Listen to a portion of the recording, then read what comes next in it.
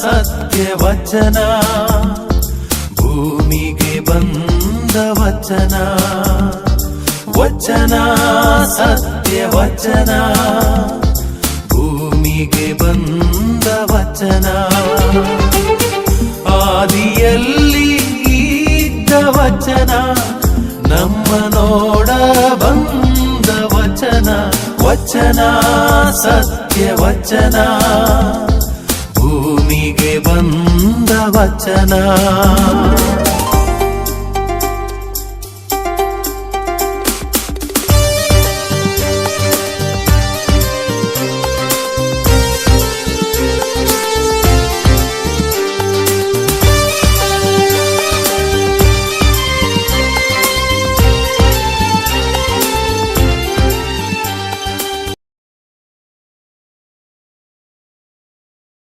ಪ್ರಿಯರೇ, ವಚನಾಮೃತ ಕಾರ್ಯಕ್ರಮಕ್ಕೆ ನಿಮ್ಮೆಲ್ಲರನ್ನು ಸ್ವಾಗತಿಸುತ್ತೇನೆ.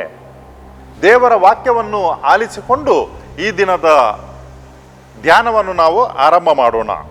ಸಂತ ಲೂಕನು ಬರೆದ ಸುವಾರ್ತೆ ಅಧ್ಯಾಯ 2 ವಾಕ್ಯ 28ರಿಂದ 35 ತನಕ.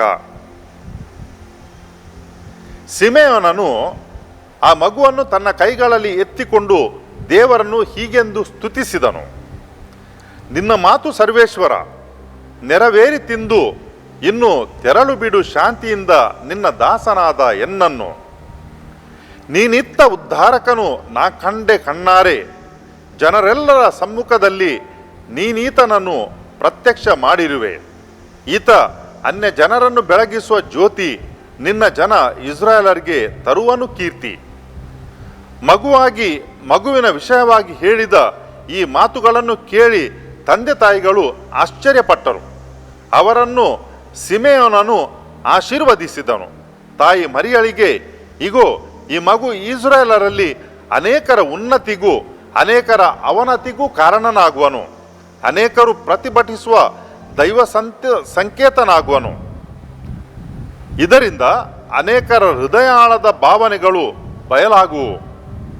ನಿನ್ನ ವಿಷಯದಲ್ಲಿ ಹೇಳುವುದಾದರೆ ದುಃಖವೆಂಬ ಅಲಗೊಂದು ನಿನ್ನ ಅಂತರಂಗವನ್ನು ಸೀಳುವುದು ಎಂದು ಹೇಳಿದನು. ಕ್ರಿಸ್ತರ ಶುಭ ಸಂದೇಶವಿದು. ಕ್ರಿಸ್ತರೇ ನಿಮಗೆ ಸ್ತುತಿಯಾಗಲಿ. ಪ್ರಿಯರೇ, ಸೆಪ್ಟೆಂಬರ್ ತಿಂಗಳ 14 ತಾರೀಕಿನಂದು ನಾವು ಶಿಲುಬೆಯ ವಿಜಯವನ್ನು ಆಚರಣೆ ಮಾಡುತ್ತೇವೆ. ಅದರ ಮರುದಿನ ದುಃಖತಪ್ತ ಮಾತೆ ಮರಿಯಮ್ಮ ಇವರ ಸ್ಮರಣೆಯನ್ನು ಕೂಡ ಮಾಡುತ್ತೇವೆ. ಯಾಕಂತ ಹೇಳಿದರೆ, ಯಾರೆಲ್ಲರೂ ಕೂಡ ಯೇಸು ಸ್ವಾಮಿಯನ್ನು ಹಿಂಬಾಲಿಸುತ್ತಾರೆ ಅವರು ಆ ಶಿಲುಬೆಯ ಹಾದಿಯಲ್ಲಿ ನಡೆದು ಹೋಗಬೇಕು. ಅದಕ್ಕೆ ನಮಗೆ ಮಾದರಿಯಾಗಿ ದೇವರು ಧರ್ಮಸಭೆ ಮಾತೆ ಮರಿಯಮ್ಮನವರು ನಮಗೆ ನೀಡಿದ್ದಾರೆ. ನಾವು ಈ ಮಾತೆ ಮರಿಯಮ್ಮನವರ ಹುಟ್ಟಿದ ಹಬ್ಬವನ್ನು ಆಚರಣೆ ಮಾಡಿದ ತಕ್ಷಣವೇ 7 ದಿನಗಳ ಈ ಮಾತೆ ಮರಿಯಮ್ಮನವರ ಸಪ್ತ ಸಂಕಟಗಳನ್ನು, ದುಃಖಗಳನ್ನು ನಾವು ಧ್ಯಾನಿಸುತ್ತೇವೆ. ಮೊದಲಿಗೆ ಈ ಸಂಖ್ಯೆ 7 ಅಂತ ಹೇಳಿದರೆ ಸಂಪೂರ್ಣ ಎಂಬ ಅರ್ಥ. ಅದಕ್ಕಾಗಿ ಯೇಸು ಸ್ವಾಮಿಯ ಕಷ್ಟ ಸಂಕಷ್ಟಗಳಲ್ಲಿ, ಶಿಲುಬೆ ಹಾದಿಯಲ್ಲಿ, ಶಿಲುಬೆ ಮರಣದಲ್ಲಿ ಮಾತೆ ಮರಿಯಮ್ಮ ತನ್ನನ್ನು ತಾನು ಸಂಪೂರ್ಣವಾಗಿ ತೊಡಗಿಸಿಕೊಂಡಿದ್ದರು. ಅದಕ್ಕಾಗಿ ಈ 7 ಸಂಕಟಗಳನ್ನು, ದುಃಖಗಳನ್ನು ನಾವು ನೆನೆಯುತ್ತೇವೆ. ಇದು ಪ್ರತಿಯೊಬ್ಬರ ಜೀವನದಲ್ಲಿ ಕೂಡ ಇರುತ್ತದೆ. ವ್ಯತ್ಯಾಸ ಏನಂತ ಹೇಳಿದರೆ, ಮಾತೆ ಮರಿಯಮ್ಮ ಅದನ್ನು ದೇವರ ಇಚ್ಛೆಯಾಗಿ ಸ್ವೀಕರಿಸಿಕೊಂಡರು. ನಾವು ಸಾಮಾನ್ಯ ಮನುಷ್ಯರು ಪ್ರಶ್ನೆಗಳನ್ನು ಕೇಳ್ತೇವೆ. ನನಗೆ ಯಾಕೆ ದುಃಖ, ನನಗೆ ಯಾಕೆ ಕಷ್ಟ ಅಂತ ಹೇಳಿಕೊಂಡು. ಮಾತೆ ಮರಿಯಮ್ಮನವರ ಆ ಸಪ್ತ ಕಷ್ಟಗಳು ಯಾವುದಂತ ಒಂದು ಹೊತ್ತು ನಾವು ನೋಡಬಹುದು. ಮೊದಲನೆಯ ಆ ಕಷ್ಟ ಅಥವಾ ಸಂಕಟ ಏನಂತ ಹೇಳಿದ್ರೆ, ಸಿಮೆಯೋನನು ಈಗ ತಾನೇ ನಾವು ಕೇಳಿದಂಥ ಈ ಸುವಾರ್ತೆಯಲ್ಲಿ ನೋಡಿದೆವು.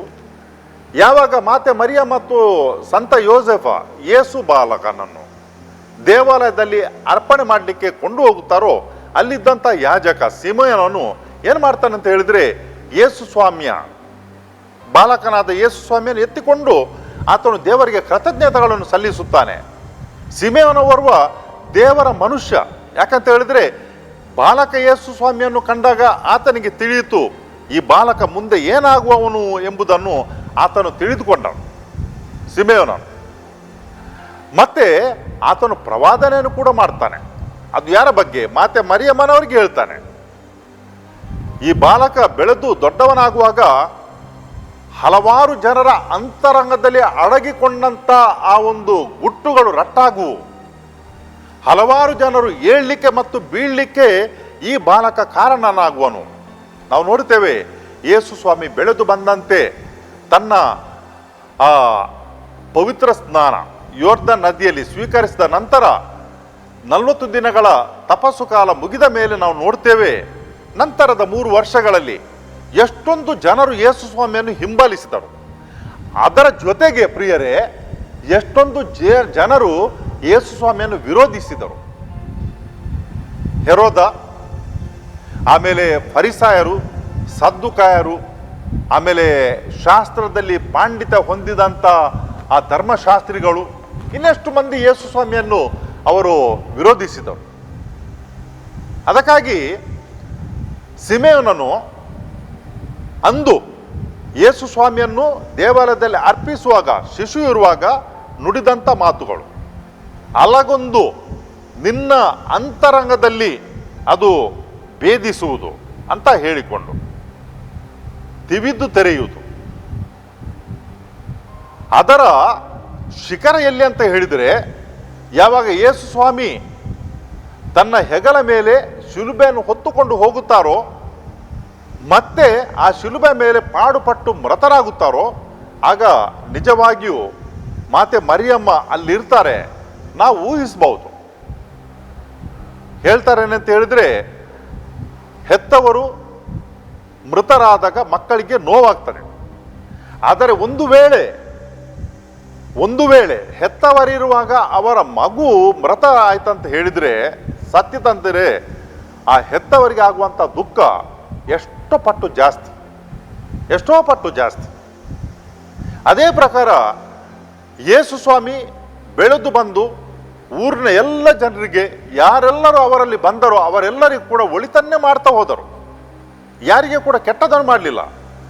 ಅಂತಹ ನಿರಪರಾಧಿ ವ್ಯಕ್ತಿಗೆ ತನ್ನ ಮಗನಿಗೆ ಇಂಥ ಒಂದು ರೀತಿಯ ಕಷ್ಟಗಳನ್ನು ಕೊಡುವಾಗ ಮಾತೆ ಮರಿಯಮ್ಮ ಎಷ್ಟೊಂದು ನೊಂದಿರ್ಲಿಕ್ಕಿಲ್ಲ, ಎಷ್ಟೊಂದು ಕಷ್ಟಪಡಲಿಕ್ಕಿಲ್ಲ. ಹೀಗೆ ಅವರ ಜೀವನದಲ್ಲಿ ನಾವು ನೋಡ್ತೇವೆ ಸಪ್ತ ಸಂಕಟಗಳು ಅಂತ ಹೇಳಿದರೆ ಸಂಪೂರ್ಣ ರೀತಿಯ ಸಂಕಟಗಳನ್ನು ಅವರು ಅನುಭವಿಸಿದವರು. ಮೊದಲನೇದಾಗಿ ಈ ಒಂದು ಪ್ರವಾದನೆ, ಯಾವ ತಾಯಿ ಇಂಥದನ್ನು ಕೇಳಲಿಕ್ಕೆ ತಯಾರಿರ್ತಾರೆ, ಸಂತೋಷ ಪಡ್ತಾರೆ.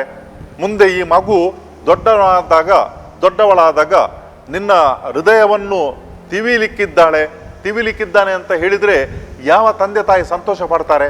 ಯಾರಿಗೆ ಕೂಡ ಬೇಡ. ಈ ಮಗು ಬೆಳೆದು ದೊಡ್ಡವಳಾದ ಮೇಲೆ ನಿಮಗೆ ಕೀರ್ತಿಯನ್ನು ತರ್ತಾರೆ ಅಂತ ಹೇಳಿದರೆ ತುಂಬ ಸಂತೋಷ ಆಗ್ತದೆ, ಖುಷಿ ಆಗ್ತದೆ. ಈ ಮಗು ನಿಮಗೆ ದುಃಖ ತರ್ತದೆ ಅಂತ ಹೇಳಿದರೆ ಯಾರು ಕೂಡ ಅದನ್ನು ಸ್ವೀಕಾರ ಮಾಡಲಿಕ್ಕೆ ತಯಾರಿರುವುದಿಲ್ಲ. ಅದೇ ರೀತಿ ಈ ಸಿಮೆಯೋನನು ಪ್ರವಾದನೆ ಮಾಡಿದಾಗ ಮಾತೆ ಮರಿಯಮ್ಮನವರಿಗೆ ತುಂಬ ದುಃಖ ಆಗಿತ್ತು ಎಂಬುದರಲ್ಲಿ ಸಂದೇಹವಿಲ್ಲ. ಶಿಶು ಇರುವಾಗಲೇ ದೇವದೂತನು ಏನು ಬಂದು ಹೇಳಿದರು? ಏನಂತ ಹೇಳಿದರೆ ಈ ಮಗು ಮುಂದಕ್ಕೆ ಮನುಷ್ಯ ಕೋಟಿಗೆ ವಿಮೋಚನೆ ನೀಡಲಿಕ್ಕಿದ್ದಾರೆ ಅಂತ ಹೇಳಿಕೊಂಡರು. ಈಗ ಈ ಯಾಜಕರು ಹೇಳ್ತಾರೆ ಈ ಮಗು ಬೆಳೆದ ಮೇಲೆ ನಿನ್ನ ಅಂತರಂಗದಲ್ಲಿ ಒಂದು ಅಲಗೊಂದು ತೆರೆಯುವುದಂತ ಹೇಳಿದಾಗ ಎಷ್ಟು ನೋವಾಗುವುದಿಲ್ಲ. ಒಂದೊಂದು ಹೆಜ್ಜೆ ಮುಂದೆ ಹೋಗ್ತಿರುವಾಗ ಇದನ್ನೇ ಅನುಭವಿಸಲಿಕ್ಕೆ ಸಿಗ್ತದೆ ಮಾತೆ ಮರಿಯಮ್ಮನವರಿಗೆ. ನಾವು ಸೆಪ್ಟೆಂಬರ್ 14ರಂದು ಯೇಸು ಸ್ವಾಮಿಯ ಶಿಲುಬೆ ವಿಜಯವನ್ನು ನಾವು ಆಚರಿಸ್ತಿರುವಾಗ 15ನೇ ತಾರೀಕಿನಂದು ಮರುದಿನ ಮಾತೆ ಮರಿಯಮ್ಮನವರ ಶೋಕತಪ್ತ ಮಾತೆ ಮರಿಯಮ್ಮನವರ ಸ್ಮರಣೆಯನ್ನು ಮಾಡುತ್ತೇವೆ. ಯಾಕಂತ ಹೇಳಿದರೆ ಅವರು ಯೇಸು ಸ್ವಾಮಿಯ ಕಷ್ಟಗಳಲ್ಲಿ ಸಂಪೂರ್ಣವಾಗಿ ತನ್ನನ್ನೇ ತಾನು ತೊಡಗಿಸಿಕೊಂಡವರು. ಯಾಕಾಗಿ ಈ ಒಂದು ಹಬ್ಬ ಆಚರಣೆ ಯೇಸು ಸ್ವಾಮಿಯ ಶಿಲುಬೆ ವಿಜಯೋತ್ಸವದ ಮರುದಿನ ಅಂತ ಹೇಳಿದರೆ, ನಾವು ಆ ವಿಜಯದಲ್ಲಿ, ಶಿಲುಬೆಯ ಮುಖಾಂತರ ಸಿಗುವಂಥ ವಿಜಯದಲ್ಲಿ ಪಾಲ್ಗೊಳ್ಬೇಕಿದ್ರೆ ನಾವು ಕೂಡ ಪ್ರತಿಯೊಬ್ಬರು ಮಾತೆ ಮರಿಯಮ್ಮನವರ ಆ ದುಃಖಗಳಂತೆ ನಾವು ಕೂಡ ದುಃಖವನ್ನು ಅನುಭವಿಸಬೇಕು. ನಮ್ಮ ಜೀವನದಲ್ಲಿ ಬಂದಾಗ ತಿರಸ್ಕರಿಸುವುದಲ್ಲ, ಎಸೆದು ಬಿಡುವುದಲ್ಲ, ಯೇಸು ಸ್ವಾಮಿಯ ಹೆಜ್ಜೆಗಳಲ್ಲಿ ನಡೆದು ಹೋಗಬೇಕು. ನಾವು ಮಾತೆ ಮರಿಯಮ್ಮನ ಜೀವನದಲ್ಲಿ ನಾವು ನೋಡ್ತೇವೆ, ಪ್ರತಿಯೊಂದು ಹೆಜ್ಜೆಗಳಲ್ಲಿ ಮುಂದಕ್ಕೆ ಹೋಗುವಾಗ ಅದನ್ನೇ ಅವರು ಅನುಭವಿಸ್ತಾರೆ. ಹೆರೋದನು ಆಜ್ಞೆ ಹೊರಡಿಸ್ತಾನೆ, 2 ವರ್ಷದ ಕೆಳಗಿನ ಎಲ್ಲ ಮಕ್ಕಳನ್ನು, ಗಂಡು ಮಕ್ಕಳನ್ನು ಕೊಂದು ಬಿಡಿ ಅಂತ ಹೇಳಿಕೊಂಡು. ಯಾಕಂತ ಹೇಳಿದ್ರೆ ಆತನಿಗೆ ಹೆದರಿಕೆ ಆಯಿತು, ಹೊಸ ರಾಜನು ಹುಟ್ಟುಕೊಂಡಿದ್ದಾನೆ, ನನ್ನ ರಾಜ್ಯ ಎಲ್ಲಿ ಹೋಗುವುದಂತ ಹೇಳಿಕೊಂಡು. ಅಂತಹ ಸಂದರ್ಭದಲ್ಲಿ ಯೋಸೆಫ ಮತ್ತು ಮಾತೆ ಮರಿಯಮ್ಮ ಅವರು ಬಾಲಕ ಯೇಸುವನ್ನು ತೆಗೆದುಕೊಂಡು ಅವರು ಐಗುಪ್ತ ದೇಶಕ್ಕೆ, ಈಜಿಪ್ಟ್ ದೇಶಕ್ಕೆ ಪಲಾಯನ ಮಾಡಿಕೊಂಡು ಹೋಗ್ತಾರೆ. ಎಂಥ ಒಂದು ದುಃಖ ಪ್ರಿಯರೇ! ಚಿಕ್ಕ ಮಗು ಎಷ್ಟು ದೂರ ನಡೆದುಕೊಂಡು ಹೋಗ್ಲಿಕ್ಕೆ ಉಂಟು, ಮರಳುಗಾಡಿನಲ್ಲಿ. ಅಲ್ಲಿ ಇರುವಂಥ ಜನರು ಯಾರು, ಅವರ ಭಾಷೆಯೇನು, ಅವರ ಸಂಸ್ಕೃತಿಯೇನು, ಅಲ್ಲಿ ಜೀವಿಸ್ಲಿಕ್ಕೆ ಏನು ಮಾಡುವುದು, ಇಂಥ ಎಲ್ಲ ಕಷ್ಟಗಳನ್ನು ಅನುಭವಿಸಿದವರು ಮಾತೆ ಮರಿಯಮ್ಮ. ಅಲ್ಲಿ ಸ್ವಲ್ಪ ಉಳ್ಕೊಂಡಾದ್ಮೇಲೆ ದೇವದೂತರು ಪುನಃ ಹೇಳ್ತಾರೆ, ನೀವು ವಾಪಸ್ ನಜರೇತಿಗೆ ಹೋಗಿ ಅಂತ ಹೇಳಿ. ಪುನಃ ನಜರೇತಿಗೆ ಬರಲಿಕ್ಕೆ ಅಷ್ಟು ದೂರ ನಡೆದುಕೊಂಡು ಬರಬೇಕು. 12 ವರ್ಷ ಇರುವಾಗ ಎಂದಿನಂತೆ ಯೋಸೆಫ ಮತ್ತು ಮಾತೆ ಮರಿಯಮ್ಮ ದೇವಾಲಯಕ್ಕೆ ಹೋಗ್ತಾರೆ. ಎಲ್ಲರಂತೆ ಅವರು ಕೂಡ ವಾಪಸ್ ಮನೆಗೆ ಬರಬೇಕಿದ್ರೆ 3 ದಿವಸಗಳ ನಂತರ ಅವರಿಗೆ ತಿಳಿತದೆ ಯೇಸು ಸ್ವಾಮಿ ಅವರ ಜೊತೆ ಇಲ್ಲ. 3 ದಿವಸದ ನಂತರ ಅವರು ಸಿಕ್ಕಿದರು. ದಿನವಿಡೀ ನಡೆದುಕೊಂಡು ಆಯಾಸ ಆದ್ಮೇಲೆ ನೋಡ್ಬೇಕಿದ್ರೆ ಇಬ್ಬರು ಕೂಡ ಪರಸ್ಪರ, ಮಾತೆ ಮರಿಯಮ್ಮ ಮತ್ತು ಯೋಸೆಫ ಒಬ್ಬರಿಗೊಬ್ಬರು ಭೇಟಿ ಮಾಡಿದಾಗ ಬಾಲಕ ಯೇಸು ಅವರೊಂದಿಗೆ ಇಲ್ಲ. ಎಂಥ ಒಂದು ಆತಂಕ! ಮಗು ಕಳೆದುಕೊಂಡ್ರೆ ಎಂಥ ಒಂದು ಆತಂಕ! ಆ ಆತಂಕ ಅವರಿಬ್ಬರಿಗೆ ಕೂಡ ಆಗಿತ್ತು. ಧಾವಿಸಿಕೊಂಡು ಬರ್ತಾರೆ ದೇವಾಲಯಕ್ಕೆ, ಮಗು ಎಲ್ಲಿದಂತ ನೋಡಿಕೊಳ್ಳಿಕ್ಕೆ. ಎಂಥ ಒಂದು ದುಃಖ ಪ್ರಿಯರೇ! ಒಂದು ಅರ್ಧ ಗಂಟೆ ಮಗು ಮನೆಗೆ ಬರಲಿಕ್ಕೆ ಲೇಟ್ ಆಯ್ತಂತ ಹೇಳಿದ್ರೆ ಶಾಲೆಯಿಂದ ಹೆತ್ತವರಿಗೆ ದುಃಖ ಆಗ್ತದೆ, ವ್ಯಥೆ ಆಗ್ತದೆ. ಇತ್ತೀಚೆಗೆ ನನ್ನ ಮಿತ್ರರೊಬ್ಬರು ಮಾತನಾಡಿಕೊಂಡಿರುವಾಗ ಆತನಿಗೆ ಆತನ ಪತ್ನಿಯ ಕರೆ ಒಂದು ಬಂತು. ಆ ಕರೆ ಯಾವುದರ ಬಗ್ಗೆ ಅಂತ ಹೇಳಿದ್ರೆ, ಮಗ ಇನ್ನೂ ಕೂಡ ಶಾಲೆಯಿಂದ ಮನೆಗೆ ಬರಲಿಲ್ಲ ಅಂತ ಹೇಳಿಕೊಂಡು. ಪತ್ನಿ ಹೇಳಿದ್ದನ್ನು ಕೇಳಿಕೊಂಡು ಈ ವ್ಯಕ್ತಿಗೆ ಕೂಡ ತುಂಬ ದುಃಖ ಆಯಿತು. ಏನಾಯ್ತು ಏನಂತ. ಒಂದು 10 ನಿಮಿಷ ಆದಮೇಲೆ ಮನೆಯಿಂದ ಪುನಃ ಕರೆ ಬಂತು, ಮಗ ಬಂದಿದ್ದಾನಂತ ಹೇಳಿಕೊಂಡು. ಎಂಥ ಒಂದು ಆನಂದ ಮುಖದಲ್ಲಿ! ಕಳೆದುಕೊಂಡರೆ ಎಷ್ಟೊಂದು ದುಃಖ. ಆ ದುಃಖ ಮಾತೆ ಮೇರಿ ಮತ್ತು ಯೋಸೆಫರಿಗೆ ಆಗಿತ್ತು. ಮುಂದಕ್ಕೆ ನಾವು ನೋಡ್ತೇವೆ, ಎಲ್ಲ ಒಳಿತನ್ನು ಮಾಡಿದರು ಯೇಸು ಸ್ವಾಮಿ. ಬಂಧಿಸಿದರು ಅಸೂಯೆಯಿಂದ. ಇಲ್ಲ ಸಲ್ಲದ ಆರೋಪಗಳನ್ನು ತಲೆ ಮೇಲೆ ಹೊರಿಸಿ ಅವರಿಗೆ ಚಡಿಯೇಟು ಕೊಟ್ಟರು. ತಲೆ ಮೇಲೆ ಮುಳ್ಳಿನ ಕಿರೀಟವನ್ನು ಇಟ್ಟರು, ದಬಾಯಿಸಿದರು, ಒತ್ತಾಯಿಸಿದರು ಶಿಲುಬೆಯನ್ನು ಹೊತ್ತುಕೊಂಡು ಹೋಗಲಿಕ್ಕೆ. ಮುಂದಕ್ಕೆ ಹೋಗುತ್ತಿರುವಾಗ ಅಲ್ಲಿ ಮಾತೆ ಮರಿಯಮ್ಮ ನೋಡ್ತಾರೆ ತನ್ನ ಪುತ್ರನನ್ನು ಭಾರವಾದ ಶಿಲುಬೆಯನ್ನು ಹೊತ್ತುಕೊಂಡು ಹೋಗುವುದನ್ನು ನೋಡ್ತಾರೆ. ಎಂಥ ದುಃಖ ಆಗುವುದಿಲ್ಲ. ಆ ದುಃಖವನ್ನು ಮಾತೆ ಮರಿಯಮ್ಮ ಜೀರ್ಣಿಸಿಕೊಳ್ಳುತ್ತಾರೆ. ಅಷ್ಟರಲ್ಲಿ ಮುಗಿಲಿಲ್ಲ ಪ್ರಿಯರೇ. ಆ ಮೊಳೆಗಳಿಂದ ಶಿಲುಬೆ ಮೇಲೆ ಜಡಿಬೇಕಿದ್ರೆ ಯಾವ ತಾಯಿ ಅದನ್ನು ನೋಡಿಕೊಂಡು ಸಹಿಸಲಿಕ್ಕೆ ಸಾಧ್ಯ? ಅಸಹಾಯಕನಾಗಿ ಶಿಲುಬೆ ಮೇಲೆ ನರಳುತ್ತಿರುವಾಗ ತನ್ನ ಮಗು, ಯಾವ ತಾಯಿ ಅದನ್ನು ನೋಡಿಕೊಂಡು ಸಹಿಸಲಿಕ್ಕೆ ಸಾಧ್ಯ? ಅಂತ ಒಂದು ದುಃಖ ಮಾತೆ ಮರಿಯಮ್ಮನವರ ಹೃದಯದಲ್ಲಿ ಆಯಿತು. ಸಪ್ತ ಸಂಕಟಗಳು ತನ್ನ ಕಣ್ಣೆದುರಿಗೆ ಆ ಮಗುವನ್ನು ಕೆಳಗಿಳಿಸಿ ಸಮಾಧಿಯಲ್ಲಿ ಇಡಬೇಕಿದ್ರೆ ನಾವು ಊಹಿಸಬಹುದು ಮಾತೆ ಮರಿಯಮ್ಮನವರ ಕನಸಿನ ಕೋಟೆಗಳು ಒಂದು ವೇಳೆ ಇದ್ದಿದ್ರೆ ಅವರಲ್ಲಿ ಇರಲಿಕ್ಕೆ ಸಾಧ್ಯ ಇಲ್ಲ. ಯಾಕಂತ ಹೇಳಿದ್ರೆ ನಿತ್ಯವೂ ಅವರು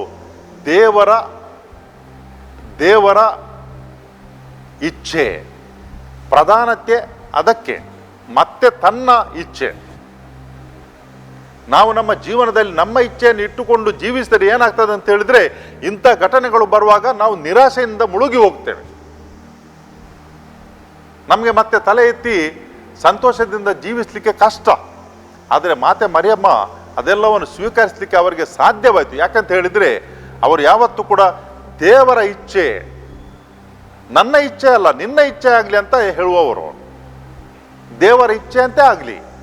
ಅದೇ ಪ್ರಕಾರ ಯೇಸು ಸ್ವಾಮಿ ಕೂಡ ಆ ಗೆಸ್ಸೆಮನೆ ತೋಪಿನಲ್ಲಿ ಹೇಳಿದರು, ಈ ಪಾನಪಾತ್ರೆ ನನ್ನಿಂದ ಅದು ಹಾದು ಹೋಗಲಿ. ಯಾಕಂತ ಹೇಳಿದ್ರೆ ಆ ಕಷ್ಟಗಳು ನೆನೆಸಿಕೊಂಡು ಅವರಿಗೆ ಕೂಡ ದುಃಖ ಆಯಿತು. ಆದರೆ ಮರುಕ್ಷಣ ಹೇಳಿದರು, ನನ್ನ ಇಚ್ಛೆ ಅಲ್ಲ ತಂದೆ, ನಿನ್ನ ಇಚ್ಛೆ ಅಂತೆ ಆಗಲಿ. ಯಾರೆಲ್ಲರೂ ಕೂಡ ದೇವರ ಇಚ್ಛೆ ಅಂತ ನಡೆಯುತ್ತಾರೋ ಅವರಿಗೆ ಜೀವನದಲ್ಲಿ ಕಷ್ಟಗಳು ಸಂಕಷ್ಟಗಳು ಬಂದಾಗ ಅದನ್ನು ಎದುರಿಸಲಿಕ್ಕೆ ಸಾಧ್ಯವಾಗ್ತದೆ. ಇಲ್ಲದಿದ್ದರೆ ನಿರಾಶೆ ಆಗ್ತದೆ.